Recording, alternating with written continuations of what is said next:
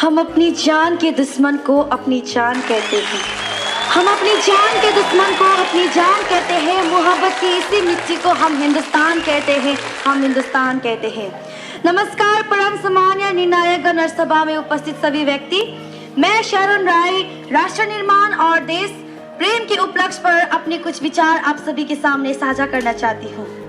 आजादी आजादी का असली मतलब वही समझ सकता है जिसने कभी गुलामी की हो, और हम सौभाग्यशाली है कि हमने ऐसे स्वतंत्र भारत में जन्म लिया।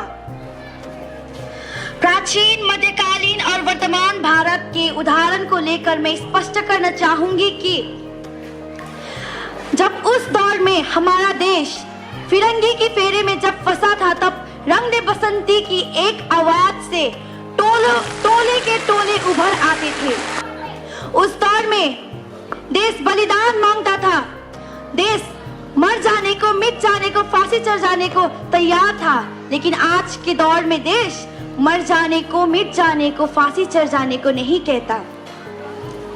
उसके बाद 62, 65 और 71 के युद्ध में अपने सुहाग गवा देने वाली औरत जब घर के हालात ये हो जाया करते थे कि मांग का सिंदूर गया, प्यार भी भरपूर गया, नन्हे नौनियों की लंगोटियां चली गई, छोटी छोटी बेटियों की चोटियां चली गई, बाप की कमाई गई, भाई की पढ़ाई गई, केवल आपके लिए तो एक आदमी मरा है साहब, मेरे घर की तो रोटियां चली गई, रोटियां चली गई वाले हालात पैदा हो जाने पर भी एक माँ अपने बेटे को सड़क पर दुश्मन की धज्जियां उड़ाने भेजा करती थी और पत्र लिखा करती थी कि अम्मा ने खत लिखा है बड़े चाव से कि पुत्र मेरे तुम बिल्कुल ना घबराना, 1 इंच भी पीछे ना हटना, चाहे तुम इंच इंच कट जाना, चाहे तुम इंच इंच कट जाना।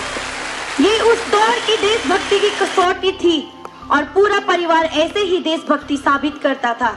आज के दौर में क्या हो गया है हमारे देश के नौजवानों को?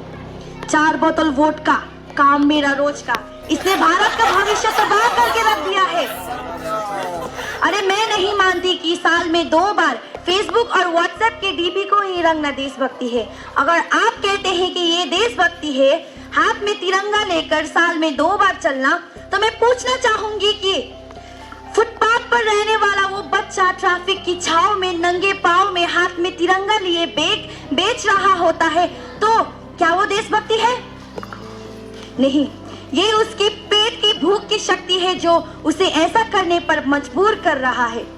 क्योंकि ना मस्जिद कोई जानता है, ना शिवालों को जानता है, ना मस्जिद कोई जानता है, ना शिवालों को जानता है। जो पेट के भूखे होते हैं ना साहब, वो सिर्फ भोजन के निवालों को जानता है, भोजन के निवालों को जानता है। और हम ना ऐसे समाज पर जीते हैं जहाँ पर पत्थर की मूरत को लगते हैं 56 भोग, भूखे तड़पते नंगे सो जाते हैं लोग, भूखे तड़पते नंगे सो जाते हैं लोग। मजदूर को मजदूर समझिए, मजबूर नहीं। गरीब को काम दीजिए, दान नहीं। अगर दान देने की इच्छुक है तो जीते जी किसी को रक्त दान देकर, मरने के बाद किसी को अंग दान देकर, किसी को जीवन दान दीजिए। और हम बाकी देश से लोकतंत्र में ऊंचे नंबर पर आते हैं, जहां पर हिंदू पैदा होते हैं, मुसलमान पैदा होते हैं, सिख पैदा होते हैं, ईसाई पैदा होते हैं। पर बदकिस्मती ये है कि इंसान पैदा नहीं होता। और मेरे विचार में राष्ट्र निर्माण के लिए ना हिंदू, ना मुसलमान, ना सिख, ना ईसाई की जरूरत है। केवल जरूरत है तो एक अच्छे इंसान की जरूरत है, अच्छे इंसान की जरूरत है।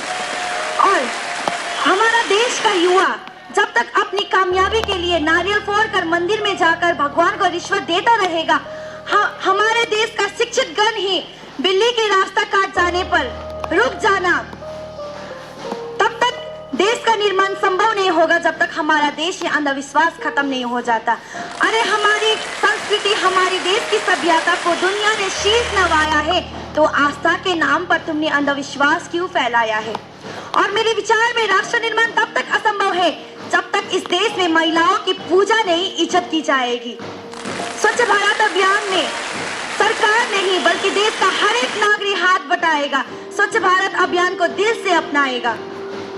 I, being an Indian, I, being a simple daughter of this motherland, feel proud to be an Indian। और मैं देश के हर एक उस नागरिक को सैल्यूट करना चाहूंगी कि जो देश के निर्माण के लिए दिन रात मेहनत करता है, अपनी काम पूरी शिद्दत, ईमानदार और पूरी लगन से करता है। अंत में मैं इतना ही कहना चाहूंगी कि मेरा भारत महान था, महान है, महान रहेगा। मेरा भारत महान था, महान है, महान रहेगा। होगा हौसला बुलंद तो एक दिन पाकिस्तान की जय हिंद कहेगा। पाकिस्तान ही क्यों, पूरा जहां जय हिंद कहेगा, क्योंकि सारे जहां से अच्छा हिंदुस्तान हमारा। हम बुलबुले हैं इसके, ये गुलिस्तान हमारा, ये गुलिस्तान हमारा। जय हिंद, वंदे मातरम। धन्यवाद।